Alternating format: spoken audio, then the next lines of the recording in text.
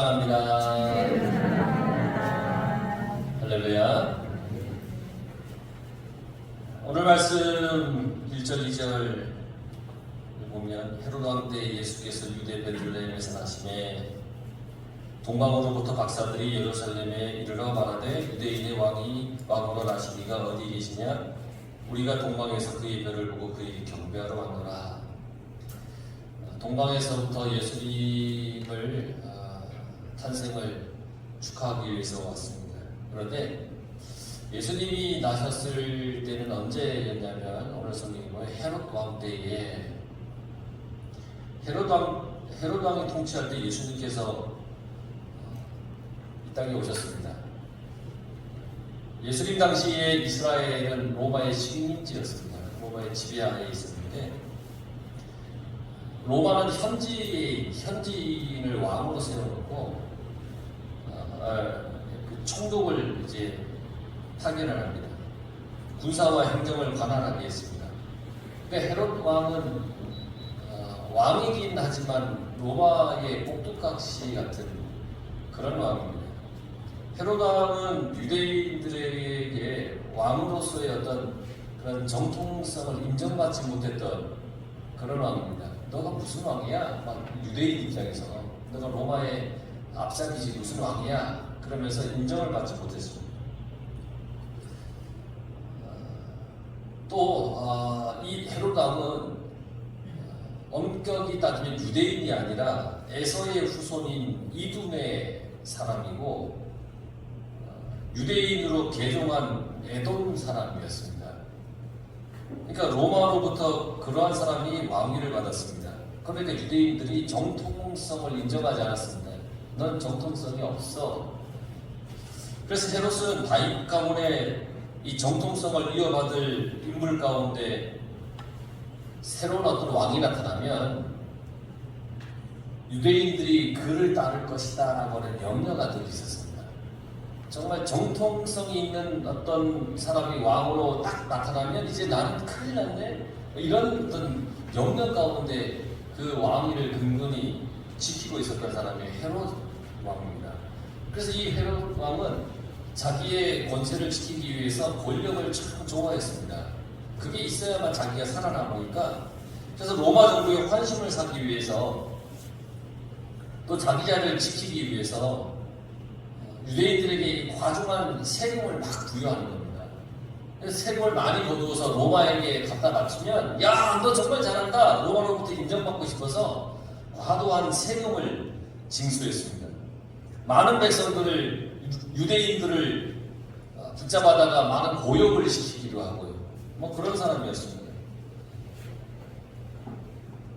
또 어떤 때는 유대인들로부터 어떤 그런 그 비난을 모면하기 위해서 예루살렘 성전을 또 재건하기도 했습니다. 그러니까 성전을 재건하는 게 신앙적인 마음으로 하는 것이 아니라 자기의 왕위를 지키기 위해서 유대인들의 소동을 잠잠케 하기 위해서 그들의 불만을 또 억제시키기 위해서 뭐 그런 방법들을 썼던 사람이 이 헤롯 왕이라는 사람입니다. 거칠고 악하고 권력욕에 사로잡혀 있는 그 왕이 헤롯 왕인데 이런 헤롯 왕대에 예수님께서 이 땅에 오셨다는 겁니다. 유대 베들레헴에 나셨습니다. 예수님은 유대 베들레헴에 나셨어요. 베들레헴은 구약 성경에 보면 에브라다라고 하는 그런 지명으로 말해주고 있습니다. 예루살렘에서 남쪽으로 8km 정도 떨어진 그런 거리에 있는 것이 베들레헴, 에브라다입니다. 장차 메시아가 탄생할 곳으로 예언되었고 다윗의 고향이기도 했던 곳이 이곳입니다. 그래서 히브리어로 베들레헴은 무슨 뜻이냐면 떡집이라는 뜻입니다. 떡집. 떡은 우리가 먹어서 육신의 양식으로 삼는 것이지 않습니까? 떡. 온 인류에게 생명의 양식을 주기 위해 오신 예수님께서 이곳 베들레헴에 태어나신 거죠. 6절 말씀을 보면 유대 땅 베들레헴아 너는 유대 보울 중에서 가장 작지 아니하도다 라고 얘기를 했습니다. 이 말은 베들레헴은 아주 작은 곳입니다. 큰 동네가 아닙니다. 되게 작은 동네인데 이제는 작지 않다라는 겁니다. 너는 결코 작지 않다. 원래 아주 작은 마을이에요. 그런데 그곳에 누가 오셨냐면 예수님이 그곳에 탄생하셨습니다. 가장 거룩하고 큰 곳이 되었습니다. 아주 작은 마을이었지만 예수님이 오셔서 아주 거룩하고 큰 곳이 되었습니다. 이건 무엇을 얘기하느냐? 예수님이 계시면 그곳은 거룩한 곳입니다. 예수님이 계시면 그곳은 가장 귀하고 가장 큰 곳이 된다는 겁니다. 여러분들 마음 가운데 예수님을 모시면 여러분들은 가장 큰 사람이 되는 겁니다. 여러분 예수님을 모시고 큰 사람으로 살아가시기 바랍니다. 내 집이 다른 집에 비해서 좀 크기가 작습니까? 그러나 그 집에 예수님이 계시면 그 집은 가장 큰 집입니다. 근데 다른 집보다 좀 큽니까? 근데 그 집을 자랑합니까? 만약 그런데도 그 집에 예수님이 계시지 않으면 그곳은 가장 작은 곳입니다. 예수님이 여러분 마음 가운데 모셔지고 예수님이 여러분 마음속에 늘 함께 계시기를 간절히 바랍니다. 우리 옆에 분하고서도 다시 한번 인사할까요? 예수님을 마음에 모십시다. 할렐루야. 예수님을 마음에 모신 사람은 가장 큰 사람이라는 겁니다. 요한계시록 3장 7절에 보면 빌라델비아 교회는 그 빌라델비아 교회에 대해서 말씀하고 계시는데 너희는 작은 능력을 가지고서도 내 말을 지키며 내 이름을 배반하지 아니하였도다 그랬습니다. 작은 능력을 가지고서 이거 뭐냐면 믿음을 얘기합니다. 믿음을 가지고 내 말을 지켰다는 겁니다. 그래서 내 이름을 배반하지 않았다. 이 빌라델비아 교회는 예수님이 계신 교회예요. 예수님을 배반하지 않았어요. 믿음으로 예수님을 영접했던 교회. 많은 핍박이 있었지만 믿음을 지켰다는 겁니다. 사무엘 선지자가 예수님의 하나님의 명령을 따라서 이새의 집에 갔습니다. 사울 왕 다음에 왕을 세우기 위해서 갔습니다. 그런데 딱 가서 보니까 형제들이 있는데 6명이 딱 있는 거예요. 첫째로 엘리압을 보니까 용모도 준수하고 굉장히 괜찮아요. 세련됐어요. 그래 첫째 이 엘리압을 하나님께서 왕으로 세우시려는 것보다 라고 사무엘 선지자가 생각을 했지만 그래서 그에게 기름을 부으려고 할 때 하나님께서 말씀하셨습니다. 사람의 영혼아 길을 보지 마라. 나 여호와 하나님은 그 중심을 본다. 그렇게 말씀하셨어요. 6명이 쭉 있는데 보니까 다 하나님의 마음에 드는 것 같지 않아요. 또 있지 않냐? 막둥이가 있는데 저기 지금 양치고 있습니다. 걔는 별것도 아닙니다. 쳐다도 보지 마세요. 걔가 불러와라. 왔는데 이 다윗이에요. 근데 딱 보니까 하나님의 영이 그 아들 가운데 다 보이는 거죠. 아버지의 눈에, 사람들 눈에 막둥이 7째 아무것도 아니고 가장 작은 사람이라 할지라도 그 속에 하나님의 영이 있으니까 그가 가장 큰 자가 되었다는 겁니다. 그래서 그의 기름을 붓고 사울 다음의 왕으로 하나님이 세우셨습니다. 하나님을 중심에 모시고 살았다라는 겁니다. 베들레헴은 작은 고을이었지만 예수님이 계셨기 때문에 거룩하고 큰 고을이 되었습니다. 우리 교회가 예수님을 온전히 섬기고 모시고 예수님의 은혜가 살아 넘치는 교회가 되길 바랍니다. 그러면 그 어느 교회보다도 가장 큰 하나님이 사랑하시는 교회가 되는 겁니다. 우리가 그런 교회 만들어갈 수 있기를 간절히 바랍니다. 동방으로부터 박사들이 예루살렘에 이르러 유대인의 왕으로 나시니가 어디 계시냐? 그의 별을 보고 경배하러 왔노라 그랬습니다. 동방에서부터 박사들이 왔어요. 태어나신 예수님께 경배하기 위해 왔어요. 동방으로부터 예루살렘 동쪽에 위치해 있는 것이 동방이에요. 그리고 박사들이 왔어요. 이 사람들은 천문학을 연구하는 사람들이에요. 그래서 박사들이 이렇게 왔습니다. 이들은 왕으로 탄생한 아기를 만나기 위해 유대인들의 정치, 종교의 중심지인 예루살렘에 방문을 했습니다. 이스라엘에 왔는데 예루살렘에 다 갔습니다. 거기 가면 왕으로 태어나신 아기가 혹시 알고 있지 않을까? 왔습니다. 유대인이 아닌 이방인 박사들이 유대인의 왕이 태어난 것을 알고 경배하러 왔다는 겁니다. 이방 민족인데 그리스도의 탄생을 알고 기쁘게 메시아를 인정하는 것, 그리스도를 배척하는 유대의 지도자들과 많이 대조가 되지 않습니까? 하나님은 예수님의 탄생을 알리기 위해 이 별을 사용했습니다. 동방의 박사들은 그 별을 보고 분명히 왕이 나셨을 것이라는 생각을 가지고서 그 별을 따라 이렇게 왔다는 겁니다. 별이 예루살렘까지 인도했습니다. 그래 박사들은 이리저리 찾았습니다. 그때에 3절부터 6절에 보면 헤롯 왕과 온 예루살렘이 듣고 소동했다 그랬습니다. 유대인도 아닌 이방인인데 저 사람들이 와서 유대인의 왕이 태어나는데 어디 있냐는 거예요. 그런데 정작 유대인들은 아무것도 모르고 있는 거예요. 그러니까 헤롯 왕이 그 소식을 듣고 깜짝 놀라서 소동이 났습니다. 헤롯 왕은 유대인의 왕에 탄생했다는 말을 듣고 큰 충격을 받았습니다. 아까 헤롯 왕이 어떤 왕이었는지에 대해서 설명을 해드렸죠. 그런 입장의 헤롯이 지금 유대인의 정통성을 가진 유대인 왕이 났다니까 지금 뭐 정신이 하나도 없어요. 놀라면 큰일 났습니다.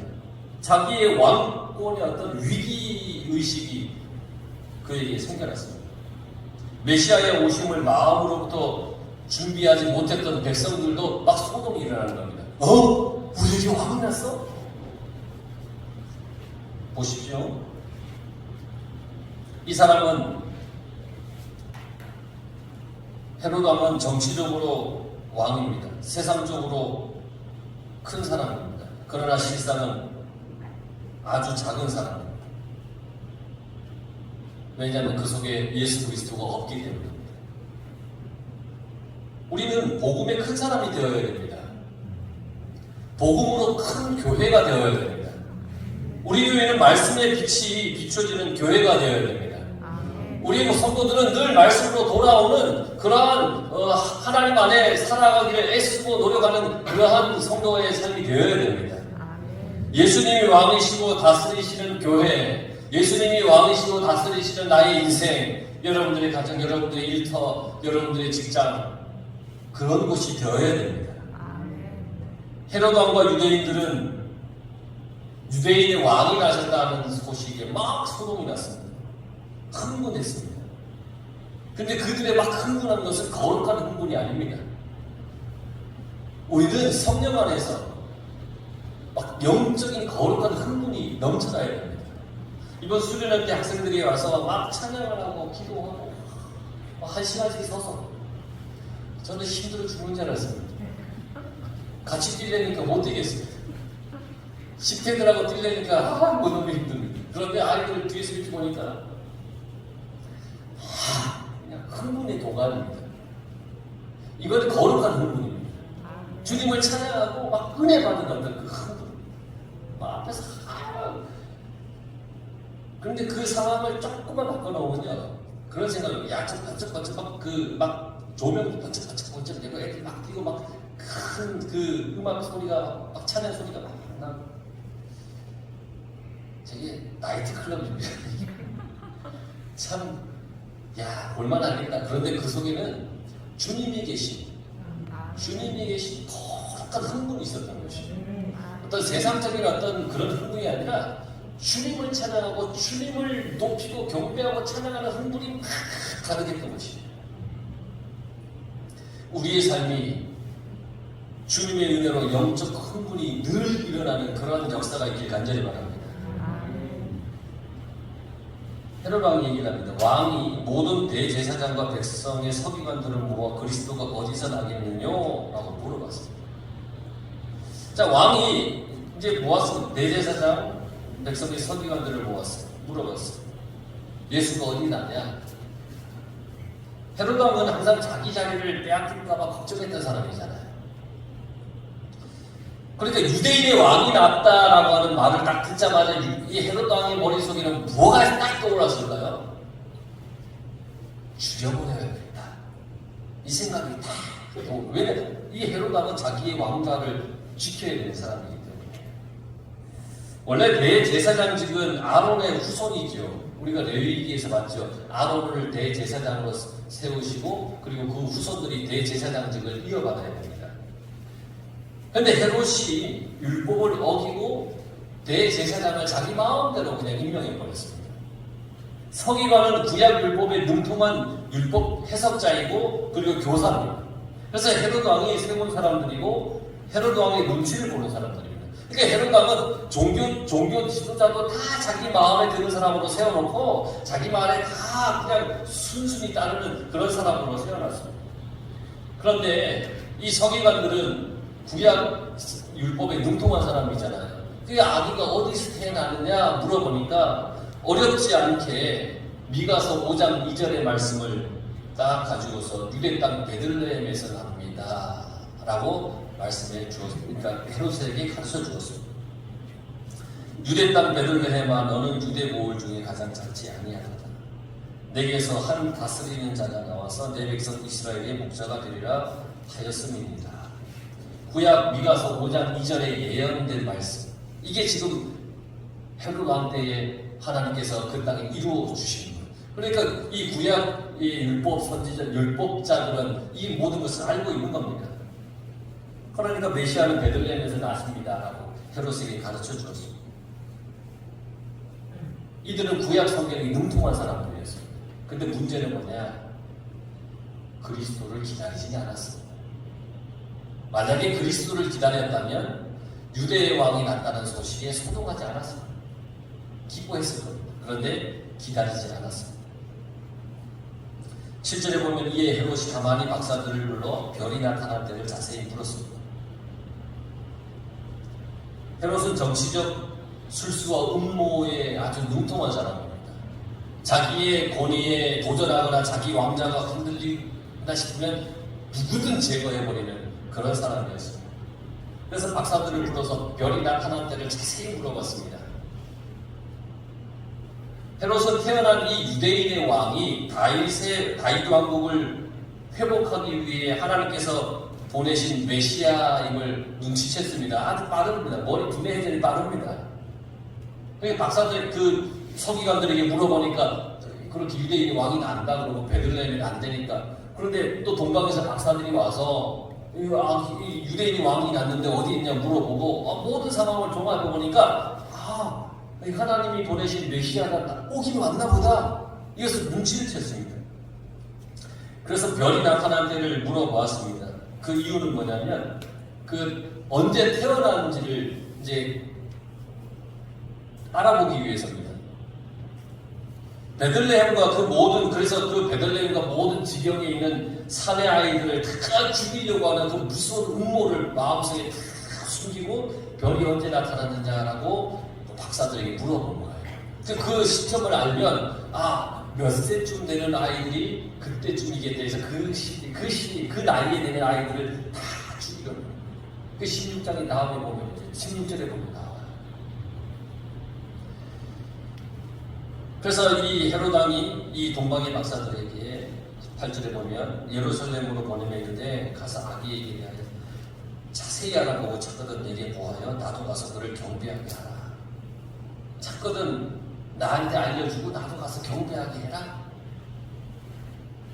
이 추악한 음모를 가지고 있잖아요. 자기의 왕권을 지키기 위해 죽이려고 하는 음모를 가지고 있는데 경건한 척 박사들에게 나도 가서 경배하게 하라 라고 얘기를 했어요.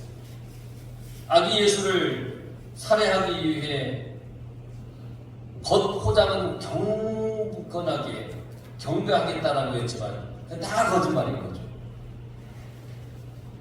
동방에서 온 박사들의 경배와 헤롯이 하고자 했던 경배는 완전히 다른 거예요.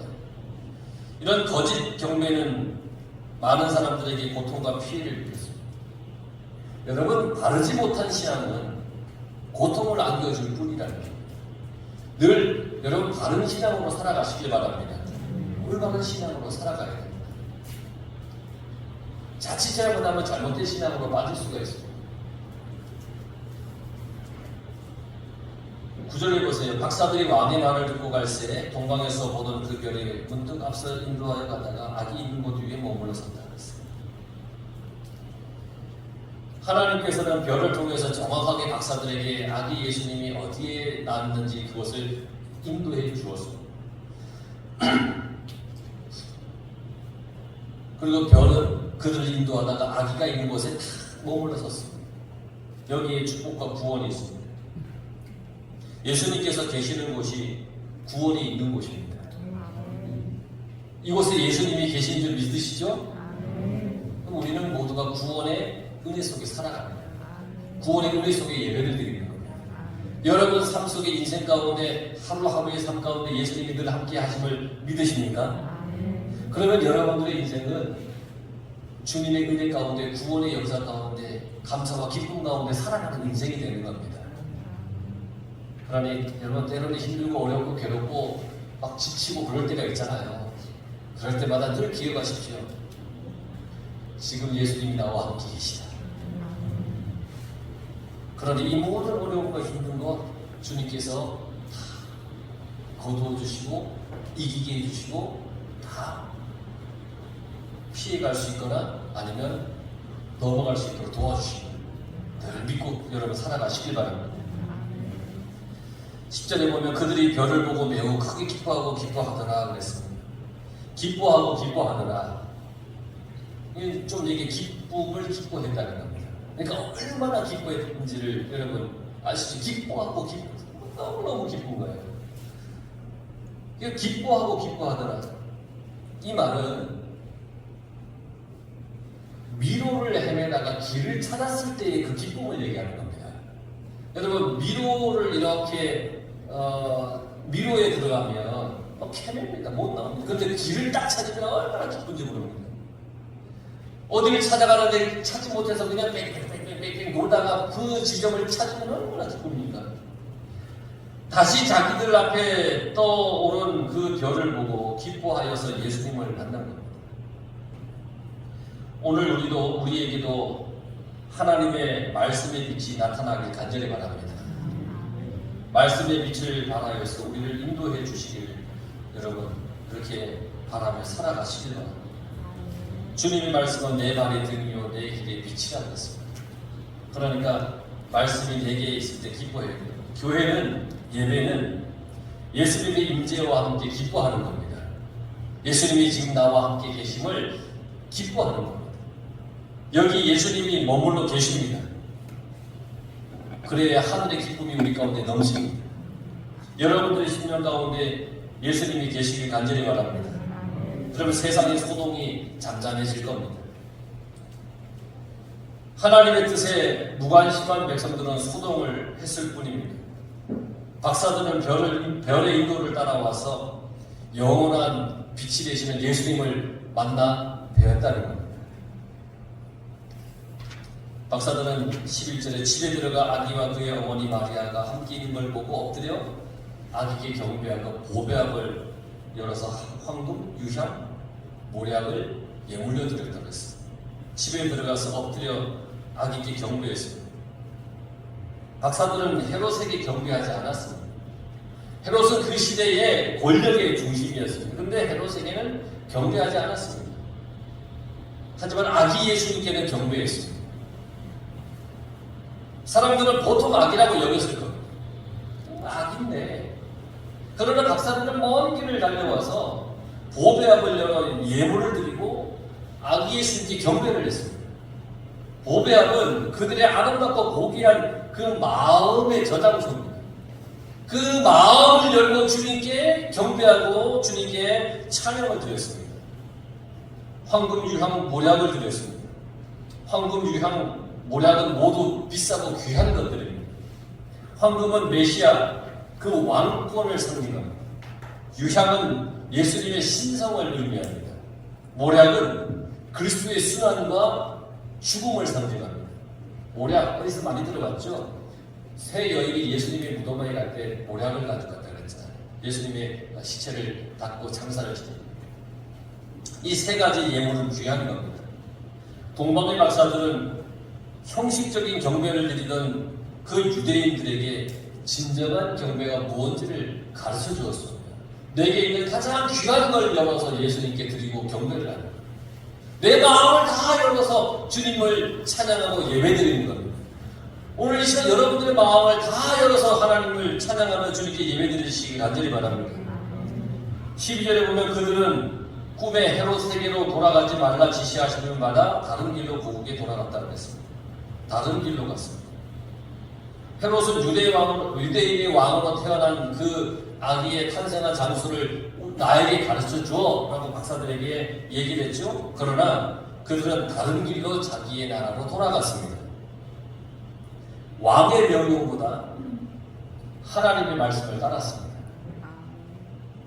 세상의 권력자의 말보다 살아계신 하나님의 말씀을 따랐습니다. 이 길은 자신들도 안전하고 예수님도 안전한 길입니다.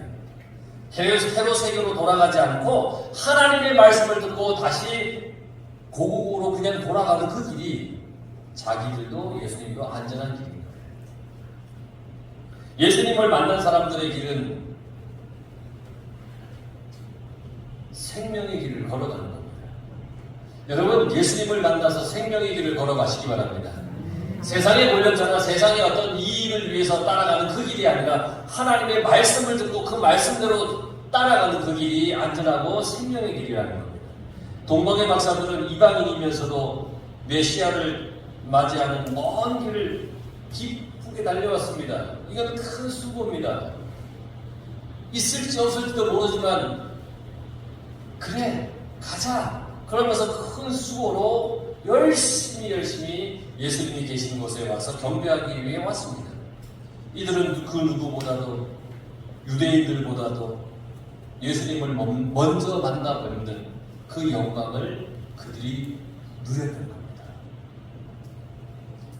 정말 예수님을 찬양하고 주님을 여러분들이 만나기를 원하면 그 누구도 경험해보지 못한 큰 일을 여러분들이 먼저 경험하는 놀라운 축복이 있을 거예요.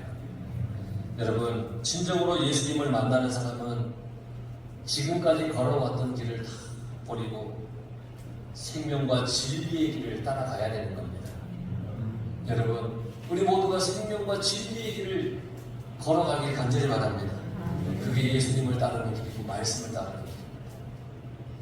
예수님이 이 땅에 오신 것은 그러한 생명과 진리의 길을 우리에게 걸어가도록 하기 위해서 이 땅에 오신 겁니다. 그 주님을 믿는 여러분들은 복된 사람입니다.